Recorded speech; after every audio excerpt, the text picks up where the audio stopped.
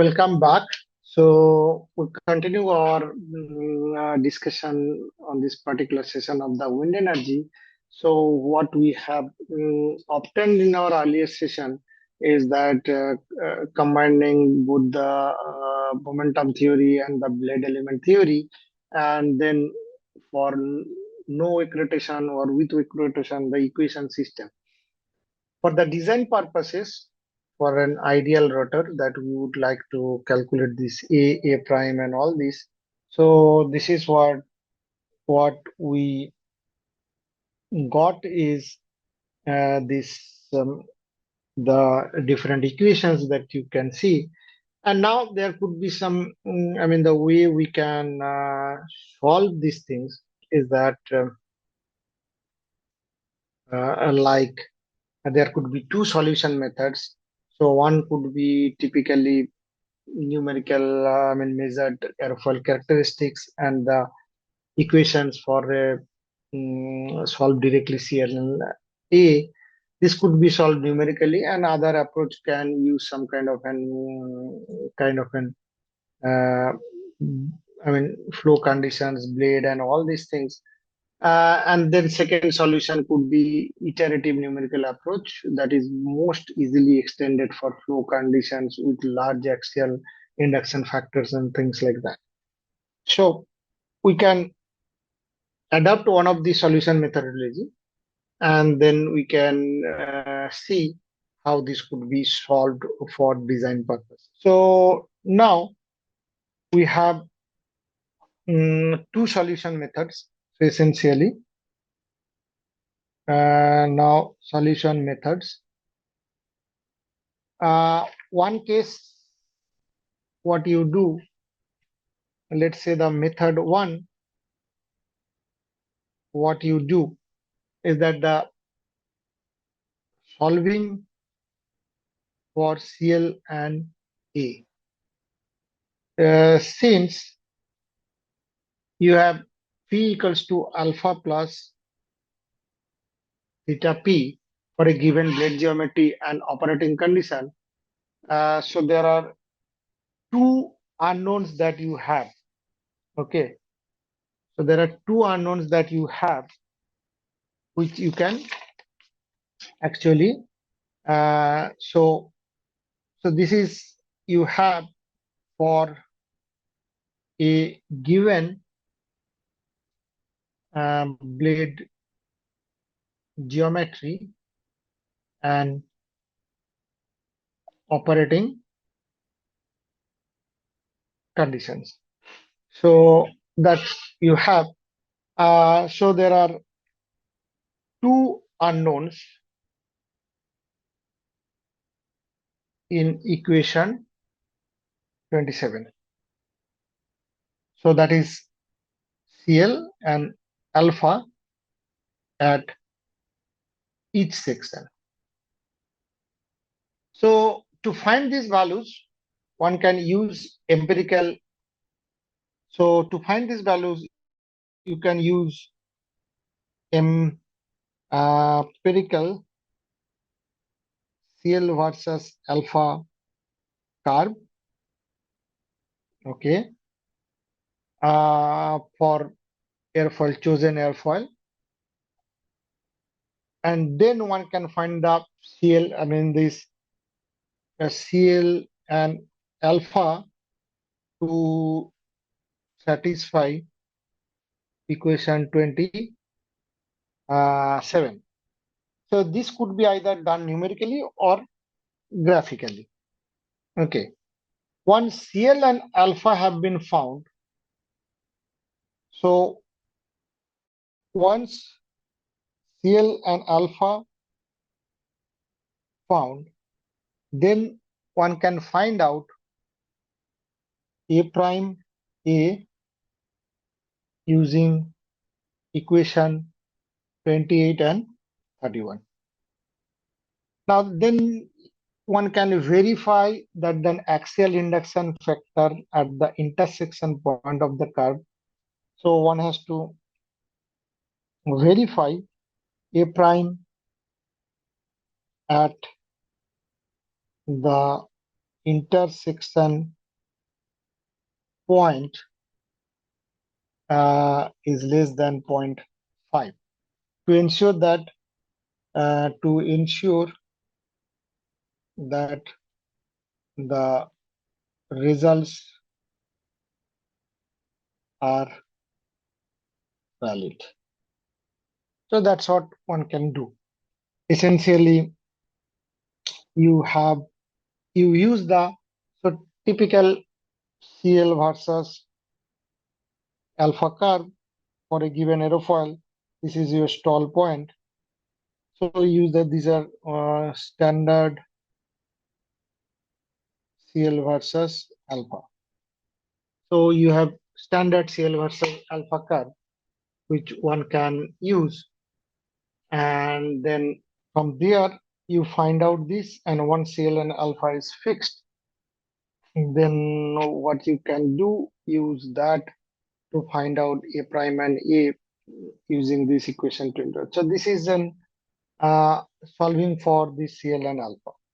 Now the second method could be iterative solution for A and A prime. Okay. So this is an iterative process. So obviously one has to solve numerically. So this starts with guesses of A and A prime, from which flow conditions and new induction factors can be calculated. New induction factors can be calculated. So the process starts like guess values of A and A prime. To one can calculate the angle of the relative wind. So one can use equation 5. Then one can calculate the alpha from theta equals to alpha plus theta p, and then so from p equals to alpha plus theta p, sorry, and then CL and CD. Okay, then what can you can update A and A prime from equations 25, 26, 30, and 31. So these are the equations you can use to do that. So this process is repeated until the newly calculated induction factors are within some acceptable tolerance of previous one. This is an kind of an iterative process, and until new induction factor is found to be within tolerance limits. So this method is especially very useful for highly loaded rotor condition. Very useful method for highly loaded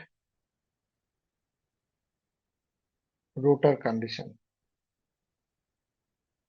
Okay. Now what we'll do, we can calculate the power coefficients. Okay. So calculation of power coefficient.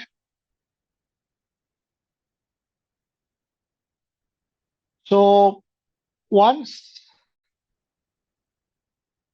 A is obtained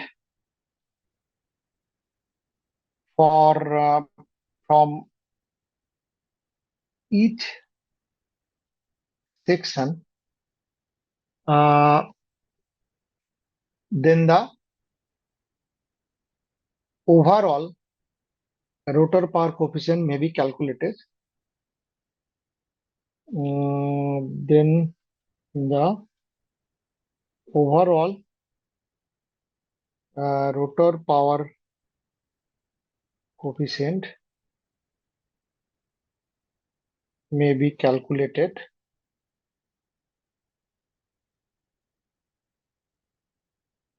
from the below equation, which is Cp 8 by lambda square, lambda h to lambda, lambda r cube, 1 minus a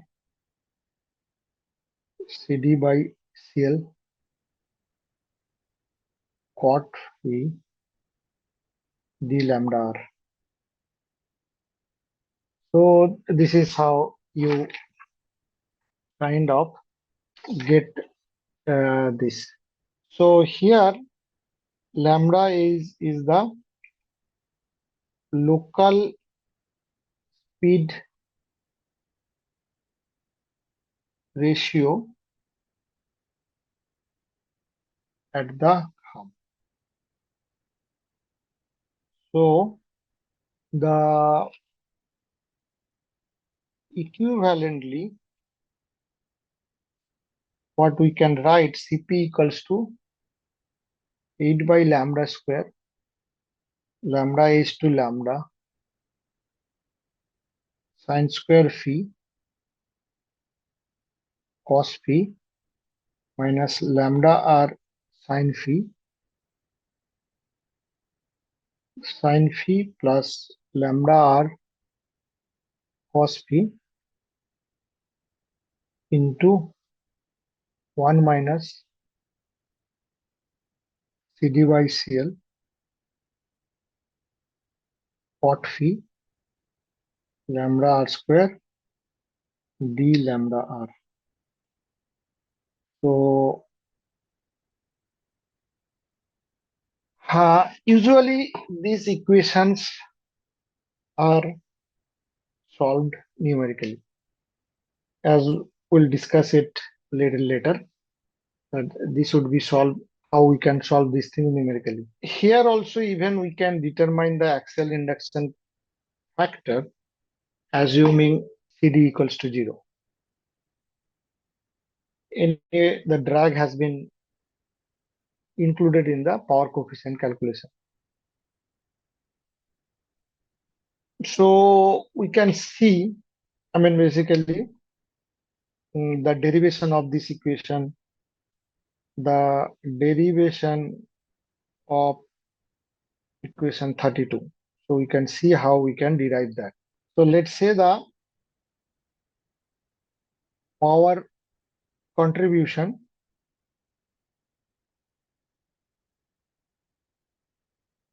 from each annulus is dp omega dq. So here omega is the rotor rotational speed. So the total power from rotor is P, which is RH to R dP. That is RH to R omega dq, that is 35. Now RH is rotor radius at hub of the blade, and the power coefficient, then we can have the power coefficient Cp P by P wind. So we have RH to R omega dq up rho pi R square UQ. Now we can use the differential torque from equation 23 and the local tip speed ratio. So these two definitions we can use, and what we get is Cp equals to 2 by lambda square, lambda h to lambda, sigma prime Cl 1 minus 1 by sin phi 1 minus Cd by Cl cot phi lambda r square d lambda r. Now where again lambda it is the local tip speed ratio at the hub. What we have from equation 26 and 29, we have sigma prime Cl 1 minus a 4a sin square phi by cos phi, which is 38. So we have a tan phi a prime lambda r. Now we substituting these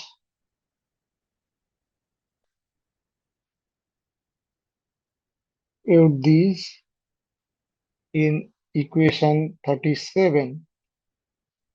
So what we get is essentially equation 32. That is Cp equals to 8 lambda square lambda h lambda cube a prime 1 minus Cd by Cl cot phi. So this is what you get, which is your equation. So when you have Cd equals to 0, the Cp is the same as one derived from the momentum theory, including weight rotation. So Cp as obtained using momentum theory with weight rotation. So obviously, if someone tries to derive the these things, so that is absolutely kind of possible. So that means you can see how these equations here that we got for 32, and we can, I mean, obviously 33 is a little bit more involved, but yes, one can find once you get the 32. So how we get obtain derive 32, and this is a special case when CD is 0, then you can get the CP. obviously this second term in this expression here, that goes up. So it remains a lambda r cube a prime minus by 1 minus a, which is d lambda. And then you can have integration of lambda r cube, which is lambda to the power 4 by 4. And you get the same CPE as you have obtained using the momentum theory with quick rotation. So that's how you obtain that. Now we try to look at the other factor, that is tip loss. That's it. We try to look at the tip loss. So that means what would be the effect of tip loss on power coefficient. So the what happens is that pressure on the suction side of the blade is lower than on a pressure side, and air tends to flow around the tip from the lower to upper surface, and that's why they're reducing the lift and hence power production near the tip. This effect is most noticeable. So essentially, if you look at the blade aerofoil, this is the pressure side and this is the suction side. So once the flow goes around the tip of the finite blades, so that is, if you see, this is a finite blade, and at some point of time you have this tip. So this is the tip. So when this flow goes around the tip from the lower to upper surface, that means it goes from like that. That reduces the lift, and obviously whatever power you get at the tip. So if you have fewer and wider blades, so this effect is noticeable. Okay, so that means if you have that, then your effect is very much. So there are a number of methods which has been suggested for including the effect of tip loss. So the most straightforward approach to use by Prandtl. So consider tip loss in calculation. So what Prandtl has suggested, the correction factor of if. So correction factor of if to be introduced, and this correction factor is a function of number of blades. So this is a function of number of blades. Okay, and the angle of relative wind, angle of relative wind, and the position of blade. So based on Prandtl method, what you have, this correction factor if is given by 2 pi cos inverse exponential minus b by 2 1 by r by r sine phi. So that's what it is. Here the angle, that is this angle, so one can equivalently write that 2 by pi cos inverse something called let's say some m. So this angle m that is coming from this inverse cosine function is in radian. I mean, it assumed to be in radian. If this inverse cosine function is in degrees, then the initial factor 2 by pi is to be replaced by 1 by 90. So in this expression, this is in radian. So if it has to be in degrees, then that 2 by pi has to go by 1 by 90. So the interesting part, f is always belongs to 0 to 1, and that the tip loss correction factor characterizes the reduction in the forces at radius r along the blade, and due to that tip loss at the end of the blade. So obviously, this tip loss is going to affect the forces which we have obtained from the momentum theory. So that can be rewrite as, so which is equation 1 and 2.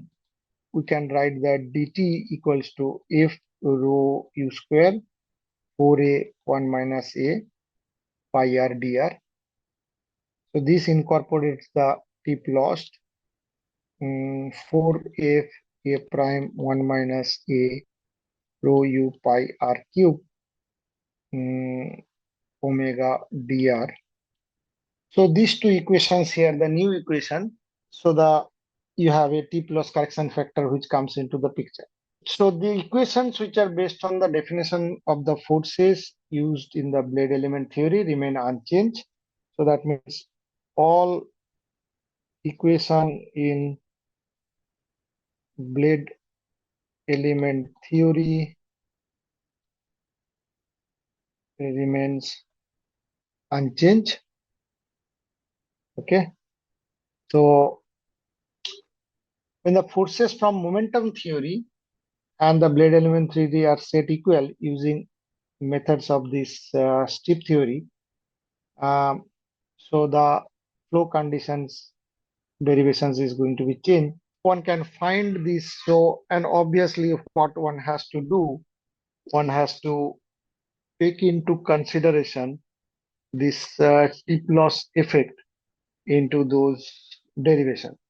So what one needs to consider this tip loss factor, consider this tip loss factor in derivations or equations. So how they are going to be changed?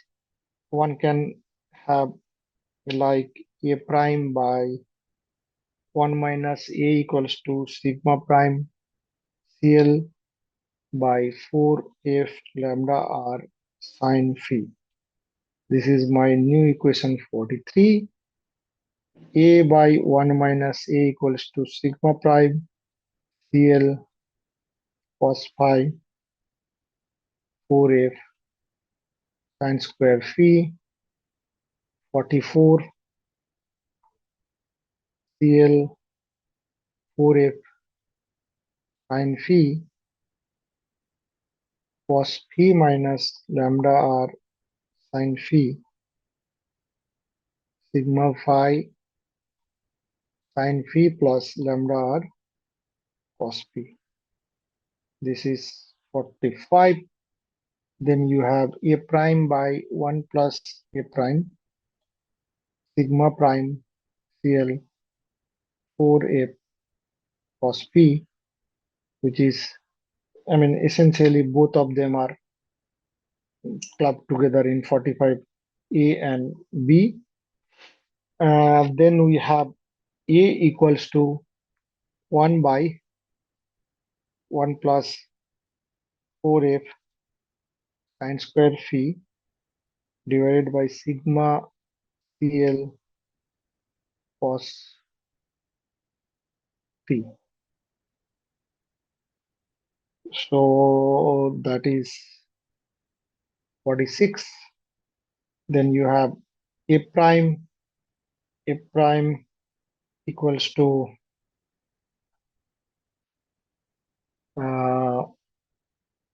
1 by 4f cos phi divided by sigma by CL minus 147.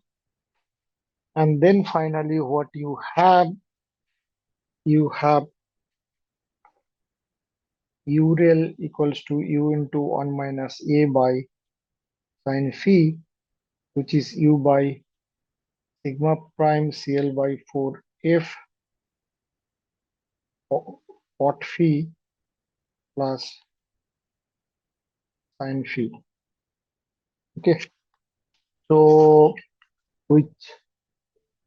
so obviously the power coefficients Cp can be calculated lambda h to lambda a lambda r cube a prime 1 minus a 1 minus cd by cl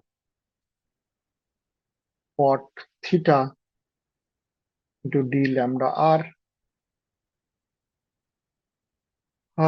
or you can write Cp equals to 8 by lambda square lambda h into lambda f sin square phi